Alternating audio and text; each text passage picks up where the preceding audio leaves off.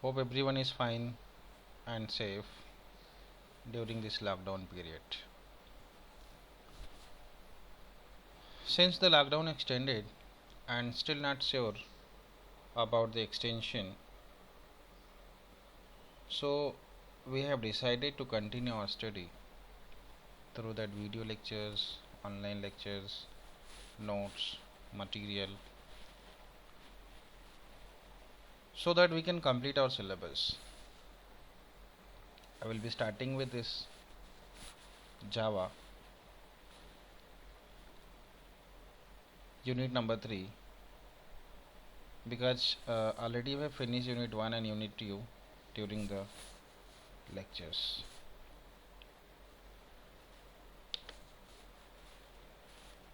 Now the unit 3, the chapter is implementation of methods, which includes different topics: constructor and methods, method overloading and constructor overloading, method overriding, static members,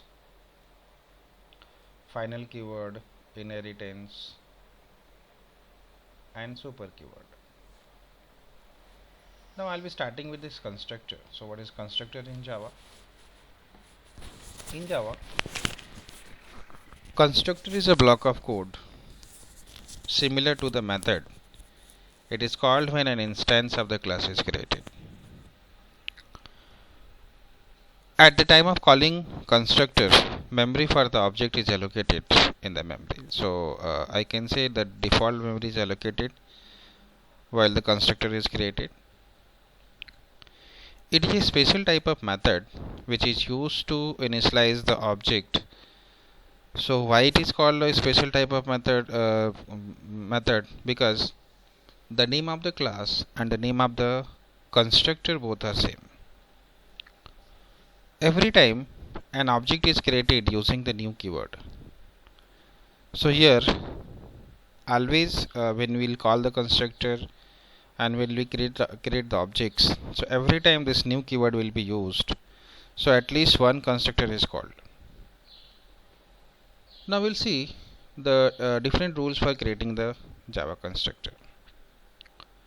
The first rule is constructor name must be same as its class name. So already we have seen in the first previous slide that the name of the class and the name of the constructor must be same. Constructor must have no explicit return type. If you compare with the this method and the function, every method and the function must have a return type, but if we create the constructor, there is no return type. A Java constructor cannot be abstract, static, final, and synchronized. Now we'll see the syntax, how this constructor is created. Now you can see here there is a class SYBCA. So we'll write here the public class SYBCA. Then within the body of this class we have to create the constructor. So here the name of the class is SYBCA, the name of the constructor will also be the same as a SYBCA. So remember that the name of the class and the name of the constructor both will be same. Now we'll see how does the constructor work. So you can see that how the constructor will work. Basically in the previous example we have seen that the name of the class is SYBCA. So while we'll write the syntax, we will create the object of SYBCA class. So here the name of the class is SYBCA here, right? And then the object is obj here equal to that new as a keyword, and this SYBCA as a constructor. So while we'll create the constructor, the object will be created and the new keyword will be used. So you can see here that the new keyword here creates the object of the class SYBCA and invokes the constructor to initialize its newly created object. Now you can see the example for the constructor. So how this constructor works. Now I can see the program. The first line is the name of the class is hello. So we'll write here public class hello here. Then the body of this class. Since the name of the class is hello, so constructor name will also be same as hello. And within the class body, we are initializing that value variable, that the name of the variable is name here. And within the constructor, now we have to initialize this constructor variable name here. Name is here, so the name is equal to core Java book. So here the name variable initialization is core Java book. Then we'll come to the main method. So here the main method is this public static void main. Then we'll write here this hello obj equal to new hello. So here hello is a constructor, and while printing here the system.out.println obj.name. So obj is an object, so using that object we'll call this variable. The next topic is types of constructor. As you can see that there are three types of constructors: default constructor, no argument constructor, and parameterized constructor. Now first we will see what is default constructor. Default constructor: if you do not implement any constructor in your class, the Java compiler inserts a default constructor in your code on your behalf. This constructor is known as default constructor. Now you can see here through the diagram,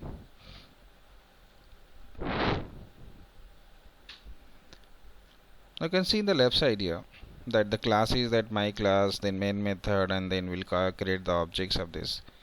After the compilation, you can see here this constructor, that my class, is created automatically. This is called as default constructor. Now see, you can see the example here. For the default constructor, the name of the class is here, that the first class first, then we'll create the constructor. So constructor is what, again, that the name of the constructor will be same as the name of the class here, first. So the name of the class is first and the name of the constructor is here first. And simply that the default constructor may or may not have a body. So here we are printing that the value through this system.out.println, and we will call the default constructor in the main method. The second type is no argument constructor. Constructor with no argument is known as no argument constructor. So basically we'll create the constructor. There is no parameters. The signature is same as a default constructor. However, body can have any code unlike the default constructor, where the body of the constructor is empty. So in case of default constructor, the body may be empty, but for this we can have some codes here. So you can see that the program, the class name is demo here, then the constructor is here, again that demo, and we can print here something, and we can call without object here. So this is called as. Now we'll move to the next type, that is parameterized constructor. A constructor which has a specific number of parameters is called a parameterized constructor. So here a specific number of parameters means it may be 1, 2, 3, 4, n number of parameters. Now we can see this parameterized constructor through the example. As you can see here, the name of the class is employee. Then within the class there are two variables, that empty id and the empty name. Now we are creating the constructor with two parameters. So the name of the class is employee here, the name of the constructor will also be employee here, and that the name of parameters are id and name. So within the constructor we have we will initialize these two variable values. So here empty id equal to id and empty name equal to name. Now we'll have another method which will print all those values. So that is id, emp name, emp id, that the name and the emp name. And in the main method, that is public static void main, we are creating two objects. We can create one but we can create multiple objects. So that is first line, that obj1 is equal to new employee. The first value we are passing the parameter that 101, and then for the second line, that the object is obj2 is equal to new employee 102 and the Arvind. And for printing that values, we are using obj1.info and obj2.info. So we are not calling the constructor remember, it will be called automatically. We are calling that method here only for printing the values. Now the next topic is constructor overloading in Java. What is constructor overloading? Constructor overloading in Java is a technique of having more than one constructor with different parameter list. They are arranged in a way that each constructor performs a different task. They are differentiated by the compiler by the number of parameters in the list and their types. Now you can see this syntax here. The name of the class is here, the demo, and the first constructor is demo. This is called default constructor. The second constructor is demo, but with one parameter with a different data types. Again, the third one is demo, again with a different data types. So we are overloading three constructors here, but with a different parameter list.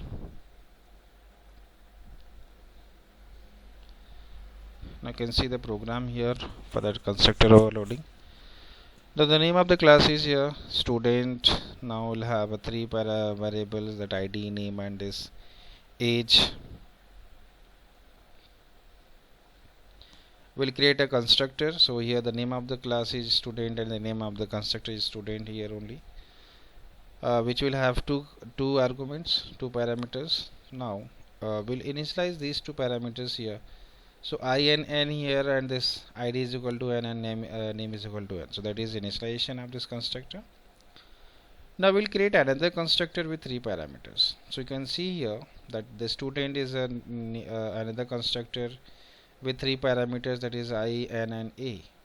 And now again we'll initialize this constructor. So that is id equal to I, name equal to n, is equal to a.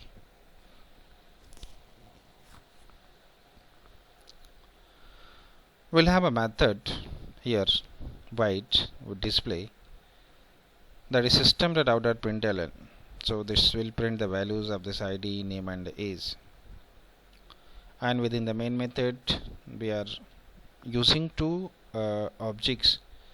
So first object will pass two parameters as the constructor 1 having two arguments, and the second object will pass three parameters as the second constructor will have three parameters.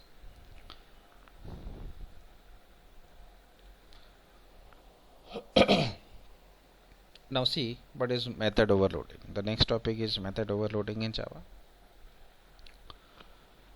Method overloading is a feature that allows a class to have more than one method having the same name if the argument list are different.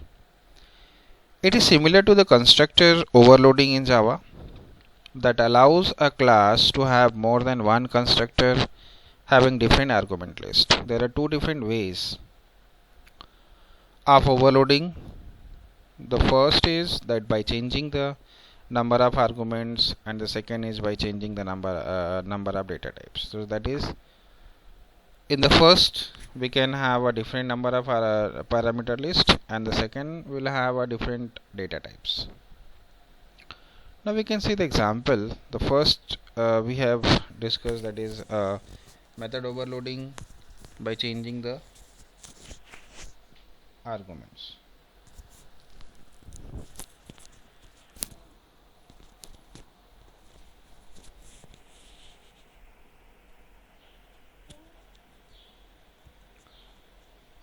Now see, the method is public void sum, which will have two parameters, which will return the addition of x and y here. Then same method is that sum here, but with three parameters, that x, y, and z here, which will return that the addition of x, y and z here. The third constructor method here, that is some method here, but with different data types here, that x and y, which will also return the addition of x and y. Now we move to the next main method here. You can see in the main method, the first line will pass two parameters, but with having a data type integer. Second line will pass three parameters, but again will have a data type integer. But the third line pass two parameters with a different data types here. Now the second type is method overloading by changing the data types. Now you can see that here the name of the class is adder. The method is add. We are adding. We'll write the addition of two numbers, that is a and b here, which will return the addition of two numbers. Now we'll have another method add. So here that add with the integer, here the add that the data type is double here. So you can see the first method, then you can see the second method, the first method having different data types, the second method having different data types. Now we'll see in the main method here. So in the main method, we are passing the integer values with the first line, and in the second line we are passing the different data types. So second line will have a double data type, so first line will have a integer data type. Now the next topic is method overriding. So what is method overriding in Java? So basically this topic is based on the inheritance, where we are initializing the value from the parent class and the child class. You can see the definition here, that if subclass has the same method as declared in the parent class, it is known as method overriding in Java. So basically the child class will access data from the parent class if you implement the method overriding. Now you can see the uses of method overriding. Method overriding is used to provide a specific implementation of method which is already provided by the superclass. Method overriding is used for runtime polymorphism. Now see what are different rules. First, the method must have same name as in the parent class. So basically when you are implementing, the name of the method must be same as in the parent class. The method must have the same parameter as in the parent class, and there must be a easy relationship. So easy relationship means the child class will access data from parent class.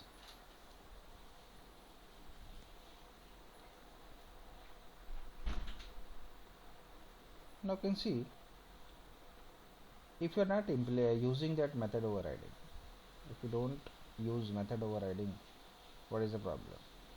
You can see it through the example. Here is the class vehicle, then this class vehicle having the method, that run method, there is implementation of the run method, then there is a class, a child class, bike class, which will extend the class vehicle, and then we'll move to the main method here. So you can see here there is a method with the parent class, but in the child class we are not implementing this method. We are calling the method with the child class instance. So what is the problem? We have to provide the specific implementation of run method here in the subclass. That's why we are using the method overriding. Now you can see how it works. What is the actual use of method overriding? Now you can see the program here. The name of the class is vehicle, then this method is wide run. So we are defining this method within the class, then implementation of this method Now we'll see that the bike 2, that is a child class which extends the vehicle class. Now here we are implementing the same method which was created in this vehicle class. So here the name of method is run, here the method is run, and then we'll go to the main method. So here this bike 2 obj equal to new bike 2, we're creating the objects and we'll call the run method here.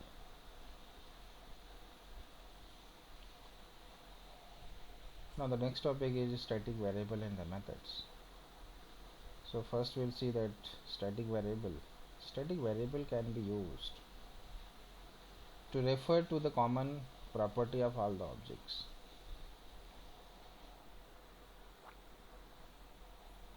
For example, the company name of the employees, college name of the students, and other things. Static variable gets memory only once in the class area at the time of class loading. So basically, while we are creating any variable as a static, so it will be memory will be allocated in the beginning only. Now we'll see the Java method, static method. If you apply static keyword with any method, it is known as a static method. So basically, for implementing any method as a static, it must have a keyword as a static. Static method belongs to the class rather than the object of the class. Static method can be invoked without the need for creating the instance of the class. The main feature is that we are no need to create the instance of the class for calling the static method. It will be called by default. Then the static method can access the static data members that can change the value of it. So basically, you can say if any variable is a static, then the static method will call that, access that static variables. Now we'll see the example for this implementation of a static variable and the static method. Now you can see the class name is a student, then within the class you can see that the roll number and the name, these are the two variable, and the third variable college is a static type. So the third one is a static type, a static variable.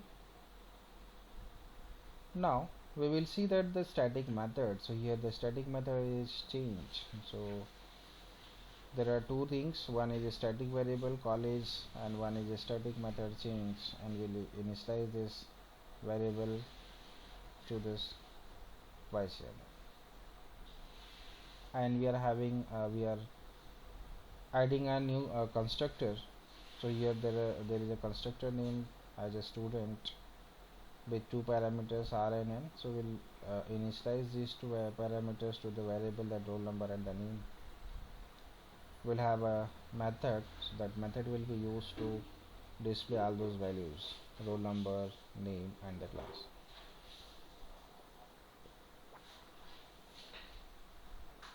Within the main method,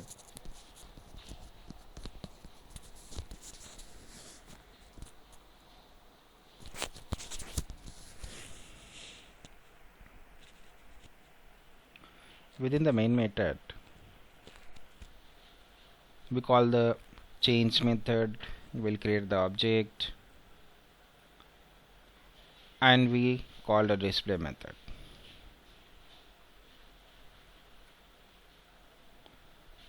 Now the next topic is final keyword. See the definition of the final keyword. It is used to make a variable as a constant, restrict method overriding. It will also restrict that inheritance. It is used at variable level, method level, and the class level. So basically, final keyword means if you make any variable as a final, so it will be treated as a constant. So it will restrict the method overriding as well as the inheritance.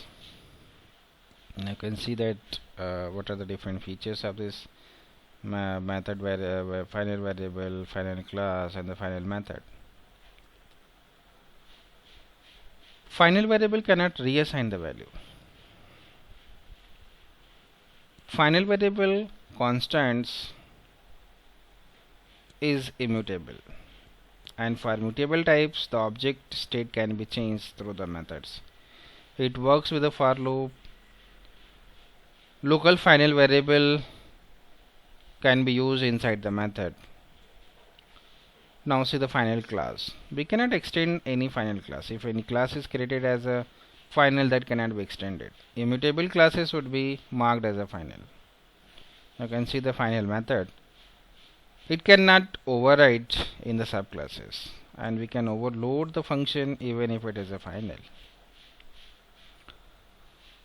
Now we are moving to the next topic, that is the most important topic, that is inheritance.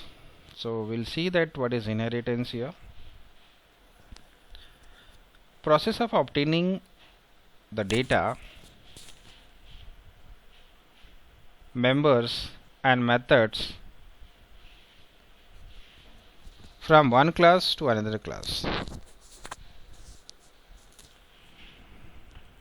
It is called as inheritance. It is one of the fundamental features of object-oriented programming. But remember, inheritance means acquiring the properties from one class to another class. So basically here we are using the parent class data to the child class data. Now you can see why the inheritance is used. So it is used for method overriding. Then you can say that is for runtime polymorphism. Its main uses are to enable the polymorphism and to be able to reuse code for different classes by putting it in the common superclass. And the third one is for code reusability. So basically, like without writing the code again and again, we are using the concept of inheritance. Some important points about the inheritance.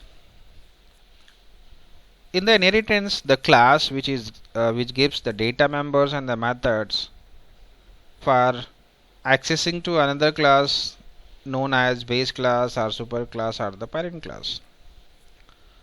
The class which is taking the data members and methods known as subclass, derived class or the child class. So basically which access the data from the previous class or the parent class known as a child class, derived class or the subclass. The data members and the methods of the class are known as features, or you can say the attributes or properties, you can say also. The concept of inheritance is also known as reusability or extendable classes or subclassing or derivation. So basically we are accessing data, we are deriving data, we are extending data, so that's why this is also one of the feature. Now see that what are the different advantages. So advantages basically when you are using the inheritance, so application development time will be reduced. Application take less memory since the the code will not be repeated again and again. So it takes less memory. Application execution time is less. Application performance is enhanced since the limited number of codes are used. Redundancy means there is a reduced or minimized codes, so the less number of error will be generated here. Now you can see the example here. You can see that here there is a faculty class, faculty having this data members and the methods, and the student class again having the data members and the methods. So the faculty class will be treated as a base class, and this student class will be treated as a derived class. So now this derived class will access all the properties from this faculty class, which is a parent class. Types, we can see here that the first is single inheritance, then multiple inheritance, hierarchical inheritance, multi-level inheritance, and hybrid inheritance. There are 5 types: single, multiple, hierarchical, multi-level, and hybrid inheritance. You can see the syntax here. Here the subclass name extends the superclass name. So subclass means child class, superclass means parent class, and extend is a keyword while implementing the inheritance. Now we'll see the first type, that single inheritance. So what is single inheritance? In single inheritance there exists single base class and single derived class. So it is a combination of one base class and one derived class. You can see the diagram here. Class A and class B here. So class A is a base class and class B is a derived class. So here class B will access all the data from the parent class A. Now see that the second type, that is multiple inheritance. Multiple inheritance is a combination of one base class and the multiple derived classes. You can see the diagram here. These are the base classes here, that the class A, class B, class N. These are the base classes, and here the class N. This is what? This is a derived class. But this multiple inheritance is not supported by Java. So if you want to implement the multiple inheritance, we need to implement the interface. Now multi-level inheritance. For multi-level inheritance there is one base class and multiple derived classes. So you can say it is a combination of one base class and multiple derived classes. Now you can see the diagram here. There are 4 classes: class A, class B, class C, class D. Here class A is a base class. B, C and D are the derived classes. But since there are multiple classes, so now this B will also act as a derived class, and it will also act as a base class, while the C will access data from this B. Again, C will act as a base class if the D will access data from this derived class.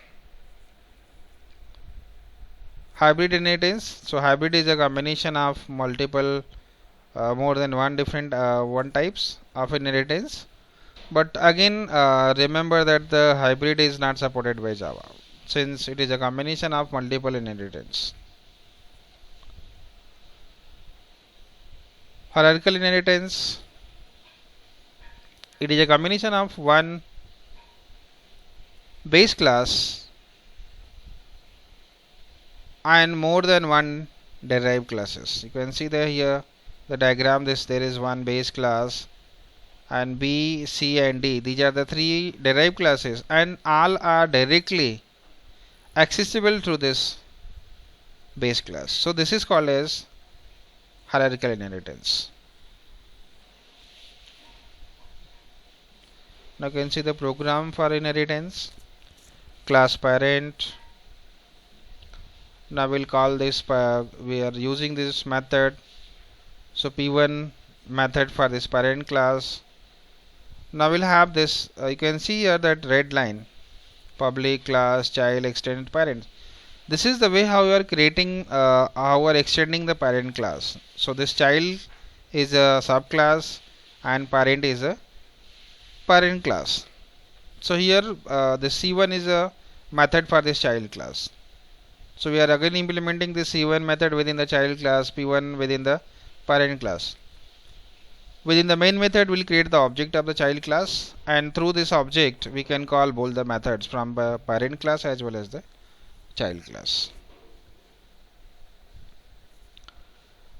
Now we'll have a super keyword. Super keyword is in Java is a reference variable which is used to refer immediate parent class object. Whenever you create the instance of the subclass, an instance of the parent class is created implicitly, which is referred by the super reference variable. Now you can see the usage of this super keyword. First, the super can be used to refer immediate parent class instance variable. It can be used to invoke immediate parent class method and it can be used to immediate parent class constructor. So there are three main uses of super keyword: parent class instance variable, parent class method, and parent class constructor. Now we'll see all the three types one by one using example. Now you can see here, super is used to refer immediate parent class instance variable. Now see the program here, the name of the class is animal. Then we are assigning the initializing the variable that color is equal to white. Now we'll have another class, child class dog, which extends the animal, and here we are assigning the value color is equal to black here. Now we'll call the method white print color, and within this we are printing this color class. So it will print the inner class value, that is what, that is the value of black here. But if we are implementing the parent class instance variable, you can see here we need to use this super keyword. So super.color means it will print the color of the animal class, not the color of this dog class.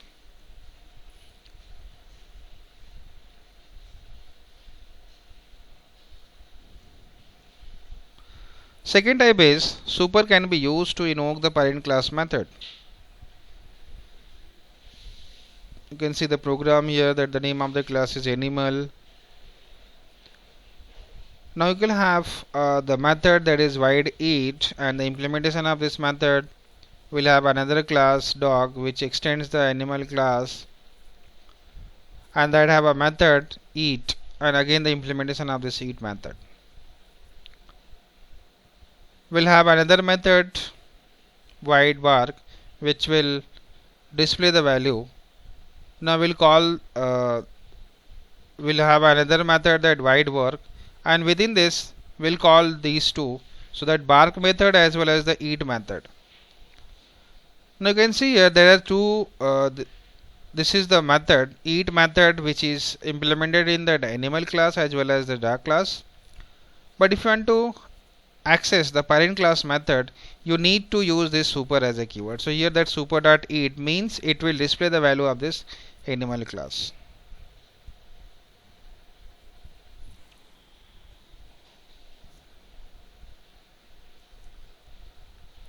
Now the third type is super is used to invoke the parent class constructor. So you can see the program, the name of the class is animal.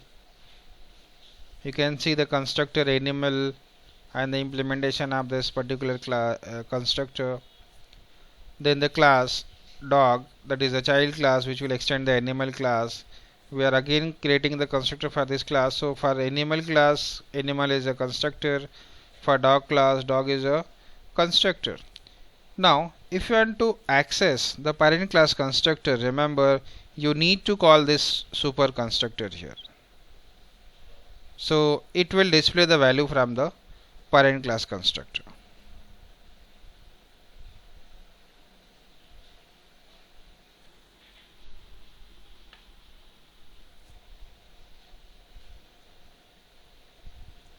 Now we'll see the real example of this super keyword, how the super constructor is used. We'll have a class person.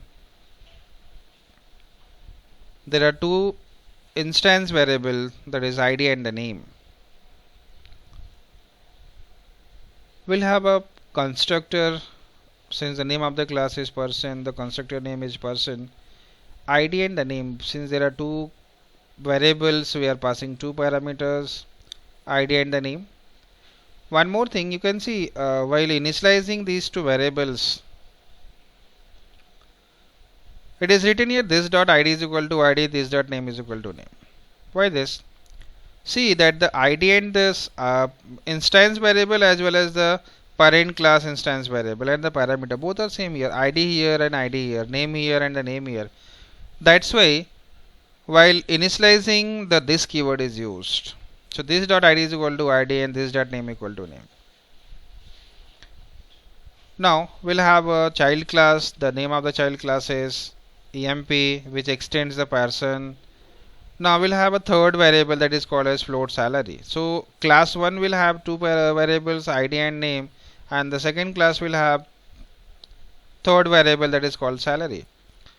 Now this child class will access all the three variables, that is 2 from the parent class and 1 from the child class. Now you can see we are creating the constructor for this particular class. So here that EMP, and this will access all the variable from child class as well as the parent class.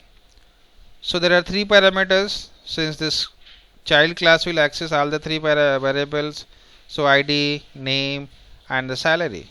But one more thing, remember, already we have initialized these two variables, so no need to initialize again in the child class. So that's why we are using this super. So super, then bracket ID and the name. So that is the reason we are using this super as a constructor. And the only third variable will be initialized here. So this dot salary is equal to salary here. Now we'll have a method that the name of the method is display. So display will display the value for this ID, name and the salary. Now come to the main method. So this main method will create the object that E1 new EMP and having three variables, three parameters. So 1, 2 and 3. So first two parameters from the parent class and the third parameter from the child class. So it will display all the three values, that is 1, that is ID, name is Ankit, 45,000 as a salary, and using that object.display it will display the values. So we have finished all the topics from unit number 3. Thank you.